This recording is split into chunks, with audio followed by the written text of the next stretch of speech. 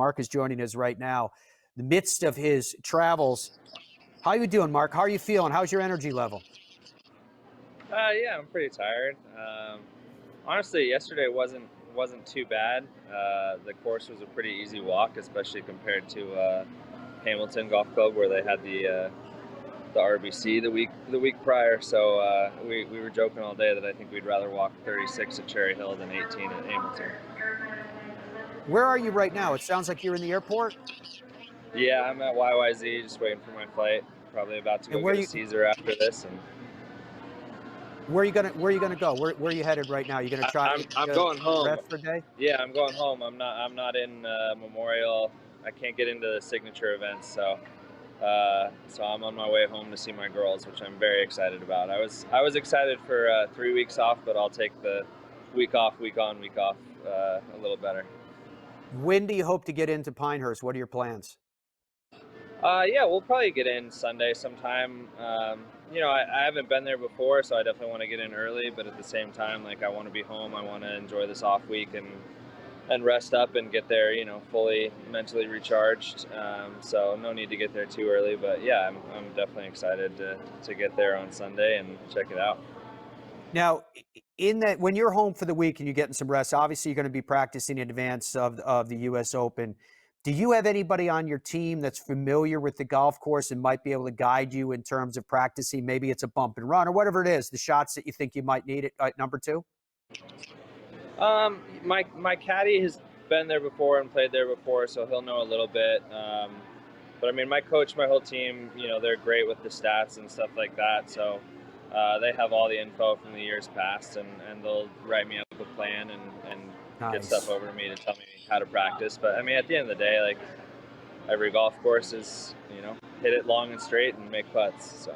Yeah, but see, dude, that's what you've been doing. The last time you were on with us, you were telling me that you guys were working on getting more of your body and ground force involved in your golf swing instead of just arms so that you could get more force, get more power, hit it long, the recipe that you just laid out for us. It is so cool to actually watching it happen with you. How satisfied are you with the path?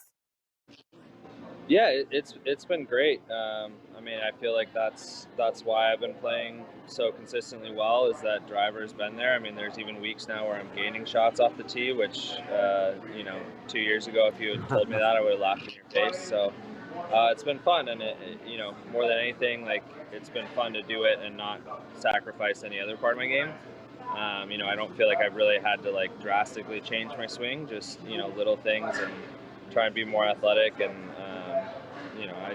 I'm really happy with my team right now, and they've been pointing me in the right direction and getting me to do the right things, and just made me a lot more efficient. What happened yesterday? I mean, what happened with you being the medalist by multiple shots at the end of the day? You talked about it wasn't that hard a day because, it was kind of flap, blah, blah, blah.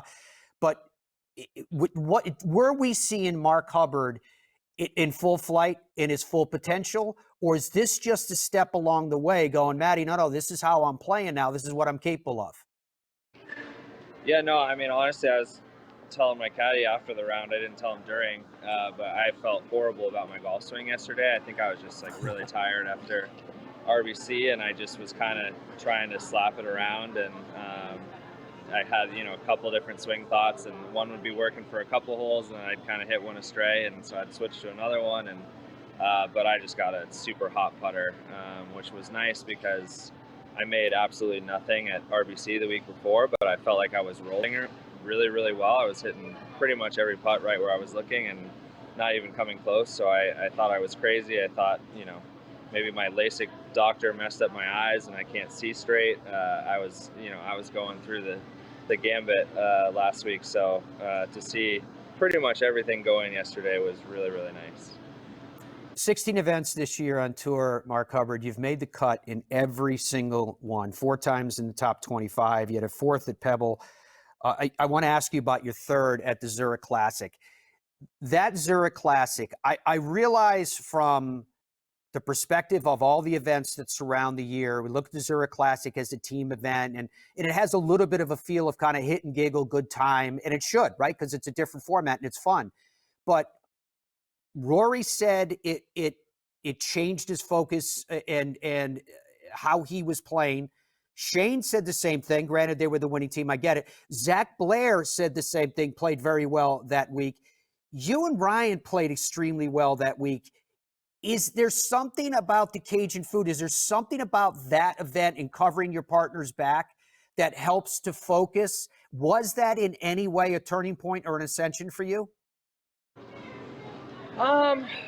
I don't know. I mean, I definitely agree with them. It is a fun event, but at the same time, especially if you're playing with one of your buddies, Ryan's, one of my best friends out here, one of my best friends in the whole world. So there is something special about that week, and you always want to show up for your buddy. I tell people all the time the most nervous I've ever been on the first tee is always the Friday round there for alternate shot. It's just there's something about wanting to perform for your guy that puts a little more pressure on you than just if you're out there on your own. I joke sometimes that I should play with somebody that I don't even like, so I don't care as much. But yeah, I really wanted that one. I don't know if it was necessarily a launching off point, but I did struggle pretty hard on Sunday with the putter, and me and my coach have been working on some stuff for a good 6 months now, and it was kind of the final straw, a little bit eye-opening that the putter I was using was kind of inhibiting me from the progress that we were trying to make. So as much as I was bummed about not closing that out, not showing up for my guy on Sunday, it forced me to finally change putters and reassess. And I got a new one in my hand, and Spidey was incredible yesterday. So. Yeah, to that point, yeah, I was going to ask you, is it technical? Is it physical? Is it mechanical? When you look at what you did yesterday as a medalist coming out of Cherry Hill in Ontario, can you tell us, I don't want you to talk about something you don't want to relay, but can you tell us what you were working on with your putting and what is changing as well as the putter itself? Yeah, I historically have always played with a big toe hang putter with a ton of arc in my stroke, and I've kind of always had a little bit of a left hand path, and then I kind of drag the putter through, which makes my speed control really great. I've always been a great putter on really fast greens and greens with a lot of break, but just from a consistency standpoint, it wasn't the most efficient stroke. So we worked to get my hand path a little more efficient and just a little more straight back, straight through. And the putter I was using just kind of was inhibiting me from doing that at times, and being as consistent as I wanted to. So, like I said, as much as Sunday at Zurich sucked, it was kind of like, okay, well, now I know for sure that I need to make a change. And so I tried about, 50 different putters at Byron. I think someone posted a tweet on Twitter or X or whatever it's called now, with a picture of my bag, and it looked like one of the equipment trailer bags or whatever, with all the putters. So, but I ended up with the TaylorMade Spider. I mean, it's good enough for Scotty and Rory. It's got to be good enough for me. It's probably the last putter I ever thought I'd use, but man, I love it right now. There's another element to you, Mark, that is clear to me as your friend and someone who's known you for a number of years, many years now. And that is that, to my eye, you have lost the intimidation. It seems to me that you're comfortable in your own skin. You're comfortable of being who you are, albeit you're continuing to work on your game because now you have belief in where you are and what you can do. Do you feel that way? Do you feel like you're in the best place for you mentally right now? And as a result, you can build on this solid foundation? Yeah, definitely. Yeah. I mean, I definitely feel and know that I belong out here. I've played with all of these guys, and I've had stretches where last year at RBC I played with Rory both days on the weekend and beat him. Like I know I can beat all these guys. I know I'm still searching for that first win, but it's very evident that I belong out here, and I'm old now. I've been out here for a while, so I would hope that I'm comfortable. What does it mean for you to know that you earned your way into the U.S. Open, that after a few days of rest and a little bit of practice, probably some good food, and I hope a glass of wine, that you're going to be heading to Pinehurst #2 and competing in the U.S. Open there? Yeah, it's great. This is my second Open, but the first one I played at Wingfoot was during the COVID year. So, I I guess I technically earned it because I went off like the FedEx Cup or World Ranking, whatever. So my play did get me in, but it was definitely a different feeling. Having to go through that qualifier. It's a brutal day, and you got to stay super mentally focused, especially after a long week at RBC. It takes a lot out of you, so it definitely means a little more. And I'm also, like I said, it was the COVID year last time, so I don't feel like I got the full U.S. Open experience with the fans. So to be at an iconic venue like Pinehurst and to have the full fans, I'm really, really excited. How cool is it when you get home to the family still, Mark, when you see Sadie and you see Harla? I presume it doesn't matter what Daddy shot. They're just glad you're home and hanging out with you. Yeah, 100%. And one of the things I've been working on with my coach mentally, I can get down in the dumps a little bit, and so we've been working on a thing. It's worked for Harry Higgs, who also works with my coach. He's pretty much won every time he's teed it up recently. But we've just been trying to have one positive thought before every shot.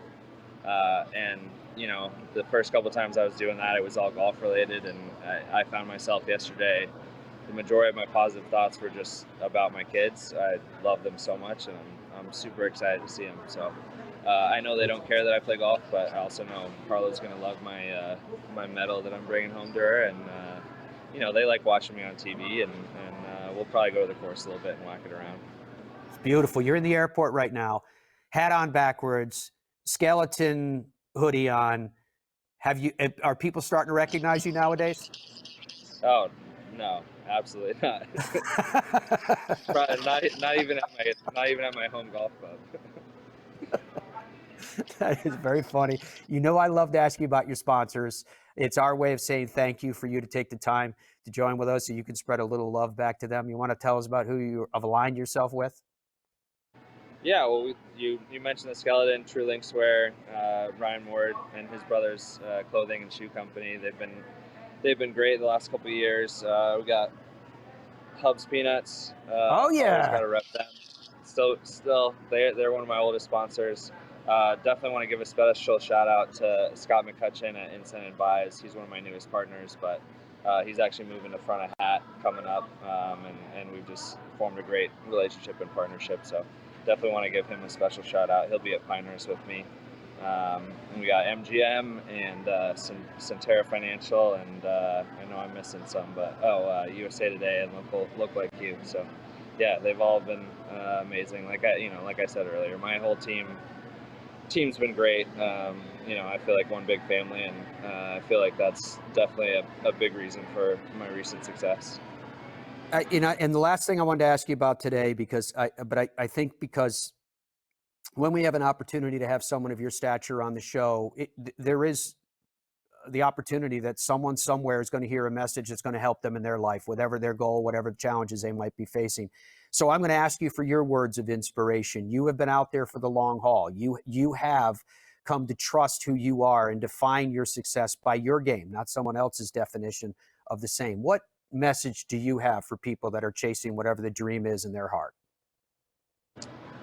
Yeah, obviously work your butt off, but I get way too caught up in it sometimes, and when golf is my number one priority, it's when I'm at my absolute worst, and usually when I'm playing my worst. So I know you gotta be a little bit of a crazy person to be successful at anything, and you gotta put in the hours. But at the end of the day, like, enjoy your life, love your family, love your friends, and there's more life than just your job. There's more life than just golf. Like, obviously, I'm so fortunate to get to do what I do, but when I'm at my best, it is just my job, and it's just a means to an end to get me home to my family. Gratitude, hard work, perspective, all of that part of the secret of Mark Hubbard's success. We are so delighted to see it. Very, very proud of you and the path that you're on. Kick butt at Pinehurst #2. I know you're going to learn the course very quickly. And like you said, hit it in the fairway, hit it on the green, make the putt. We wish you the very, very best, my friend. Thanks for the time. So easy, right? Great to see you guys. Like that, we hope. All right, we'll talk to you again. Safe travels.